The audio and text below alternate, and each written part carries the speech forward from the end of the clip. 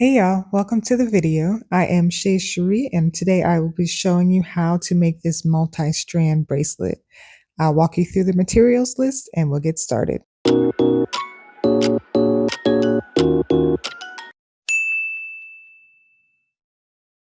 If you want, you can use a beading needle. You'll need 4 black 4mm beads, 2 shiny, 2 matte, a lobster clasp, 4 jump rings, 8 wire guards, some nail polish, which is also optional, 80 black seed beads, shiny, 80 gold seed beads, 80 black matte seed beads, 4mm brass spacer beads, and some 6mm black V arrow beads. And then the string or thread of your choice. Today I'm using a fishing line. For each strand of the bracelet, I've cut a piece of fishing line about 12 inches. To start, you're going to feed the fishing line through the wire guard at one end. And you can use a pair of pliers to help you close up the wire guard as much as possible. And then tie a knot to hold that secure.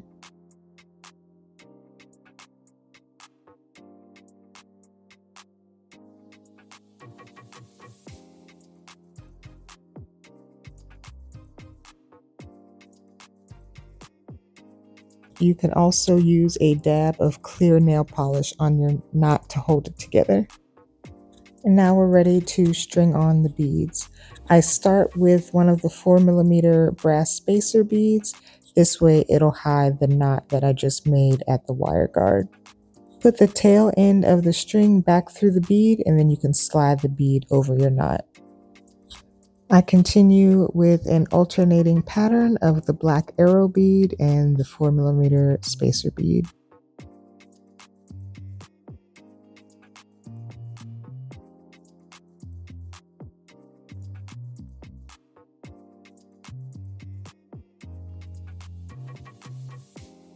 I like to feed the tail of the string through several beads at the end of my bracelet, but if you want to cut it off before then, feel free.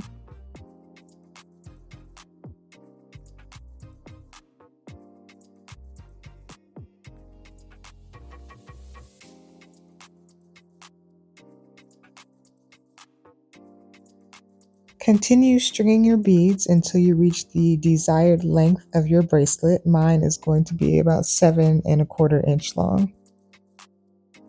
When you're finished beading, you can string on the second wire guard.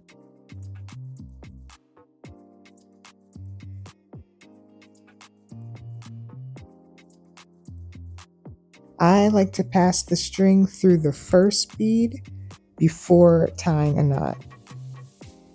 This helps me to pull the wire guard tight.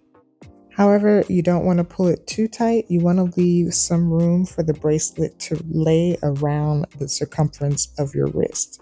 So generally, I will position the bead strand in a circle just to kind of give it a little bit of room to see how the beads will lay, and then I'll pull the full thing tight and make a knot.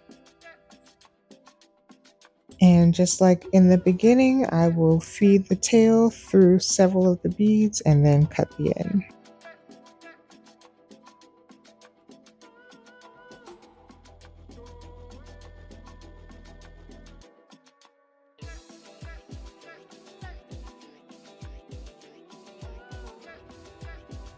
Make sure you trim the other end as needed. I forgot to do that, so I went ahead and did it now.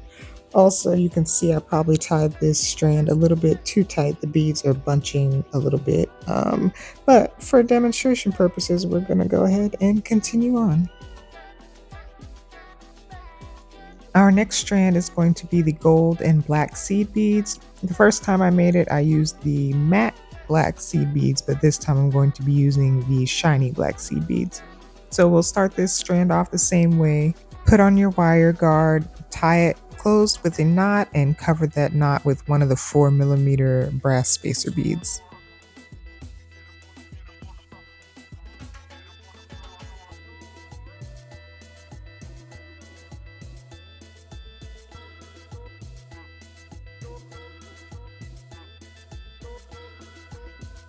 Because I'm working with seed beads, I will go ahead and use the beading needle for this strand.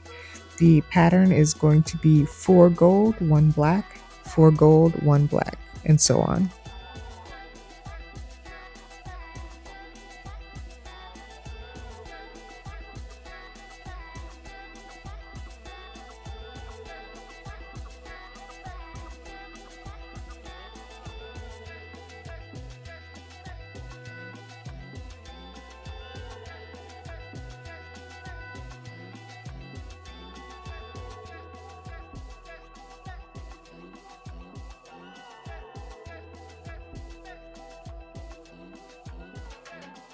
End your strand with a 4 millimeter brass spacer bead and then tie on the wire guard, same as before.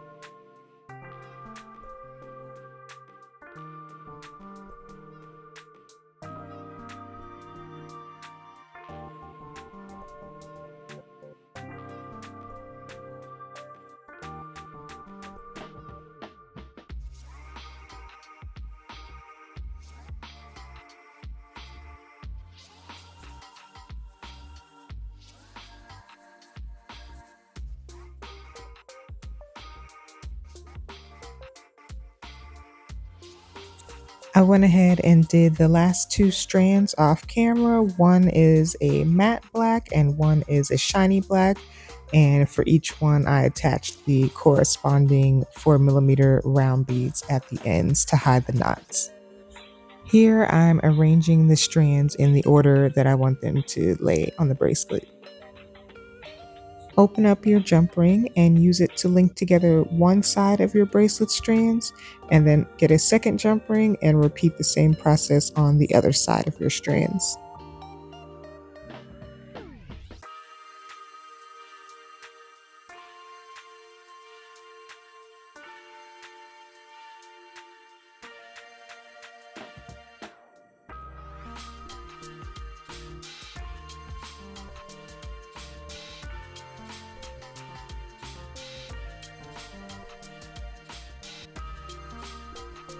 Attach an additional jump ring on each side, and on one of those sides you'll also use that jump ring to attach the lobster clasp.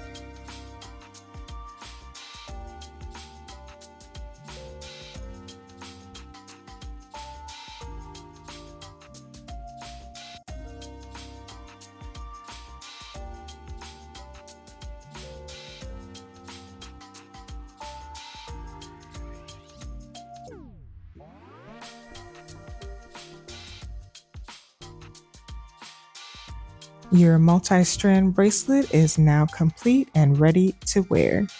I hope that you enjoyed the tutorial and were able to follow along so that you can make your own version of this bracelet. Please let me know if you do. Your likes and shares are always appreciated, and don't forget to subscribe for more creative content.